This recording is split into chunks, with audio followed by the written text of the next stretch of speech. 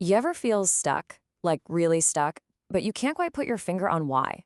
Well, we're about to unlock the reason, and it's a wild one. Turns out your brain, your most trusted ally, is also your most convincing liar, and it's been busy building this invisible cage all around you. Yeah, you are living inside an invisible cage. I mean, that really gets right to the heart of it, doesn't it? We're not talking about little white lies here. This is something much deeper. A silent, automatic process that's literally stealing your potential, all while convincing you it's for your own good. So, what are the bars of this cage made of? Not steel. Nope. They're made of stories. And here's the kicker. This isn't a battle of willpower. It's not about motivation. We're talking about the automatic, subconscious lies your brain tells you every single day. All just to keep you safe, comfortable, and, yeah, completely stuck. So here's my promise to you in this explainer. It's pretty simple. By the time we're done here, you're not just going to understand the problem. You'll actually see the bars of your own cage, maybe for the first time. And more importantly, I'm going to give you the key. Okay, let's get into the mechanics of this. There's one core idea you absolutely have to get to understand this whole thing. Your brain, it's not a truth-seeking machine. Not at all. It's a protection machine. Its number one job isn't to show you reality as it is. Its job is to defend your self-image, your ego, at all costs. And get this, your brain's inner con artist has probably already been at work just in the last minute or so. Did a little voice pop up that said, he's probably exaggerating. Or maybe this is interesting, but it's for other people, not me. And right now, as I'm saying this, it might be screaming, I didn't think either of those things, which, you guessed it, is the third lie. You know, this whole protective mechanism actually has a name. It's called cognitive dissonance. It's that squirmy, uncomfortable feeling you get when your actions don't line up with what you say you believe. In your brain solution, it's genius, in a devious kind of way. Instead of making you change your behavior, which is hard, it just rewrites the belief. It's a feature, not a bug. And this is the breakthrough moment.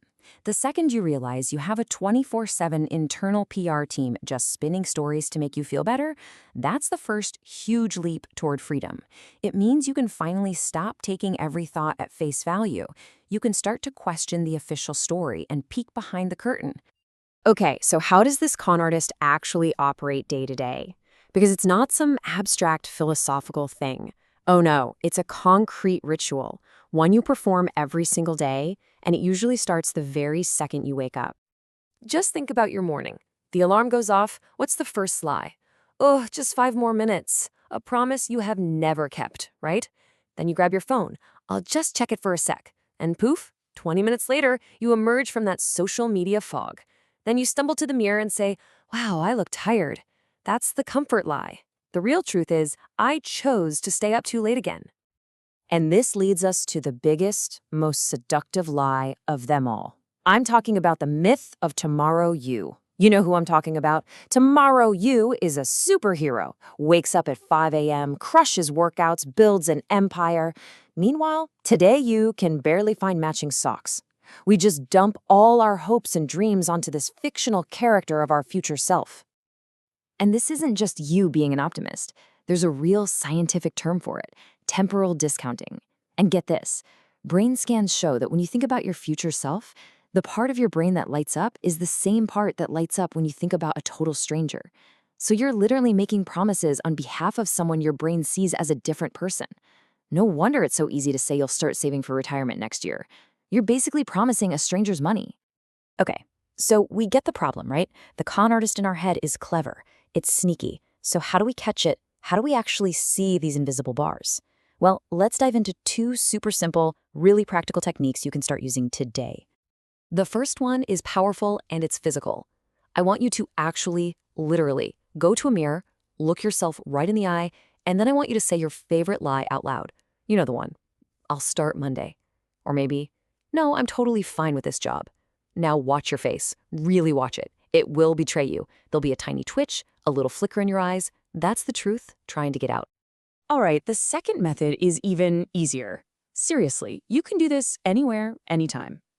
All it takes is a moment of silence. So, right before you give that automatic excuse, I'm too tired or now's not the right time, Just stop. Pause.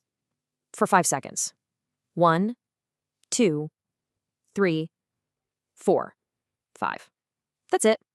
In that tiny little gap, you create just enough space for the truth to whisper before your brain's loud, obnoxious PR team can start shouting the comfortable lie. Okay, let's bring this all home. We've seen the cage, we've felt for the bars, now it's time to talk about the key. And it all comes down to reframing this whole idea of self-deception. And here is the biggest shift in thinking. Self-deception isn't your enemy. It's not some evil flaw you need to wage war against. It's a tool. It was designed to protect you, but it's just been running on autopilot. It's been optimized for comfort, not for progress. Once you truly get that, the whole cage just looks different. You realize the bars aren't real. They were never real. The entire cage, it was only ever made of stories. Stories you told yourself. So what's the key? Well, if a story is what locked you in, then a different story is what gets you out. That's it. The key is to consciously, intentionally tell a better story. A story where you are capable. A story where you do follow through. You start telling that story, and then you start acting on it. And just like that, it becomes your new truth. So I'll leave you with this one question. You've seen the bars now. You're holding the key in your hand. So, what's the first lie you're going to catch today? Which lock are you going to try first? Momentum Lab, hit like, share and subscribe.